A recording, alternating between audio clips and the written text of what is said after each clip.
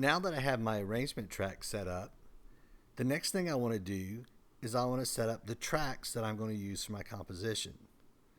So for this composition, I want to have 4 tracks. I already have one track in place. To add a new track, I'm simply going to click on this large plus button in the upper left-hand corner of my workspace. From here, I'm going to choose an audio track. You can either click on this microphone and then click Create, or simply double click. I want to turn the monitor off so I don't get any feedback, and I'm not going to need either of these windows open. Now I'm going to add a 3rd track,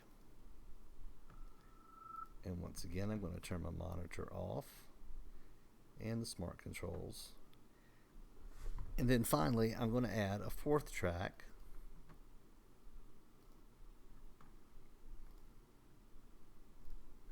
So now I have my 4 tracks set up in GarageBand. Now I can also rename these tracks. To do this, I'm going to start with the top one and double click on Audio 1. And I'm going to rename this Drums. This will be where my drum tracks will go. Now I'm going to go to the 2nd track and double click. And then I'll type in Bass, where my bass tracks will go. Next, I'll double click Audio 3 and type in Guitar, which is where I'll put my guitar tracks. And finally, I'll double click on Audio 4 and I'm going to type in Synth or Keyboard, which is where my synthesizer or keyboard sounds are going to go.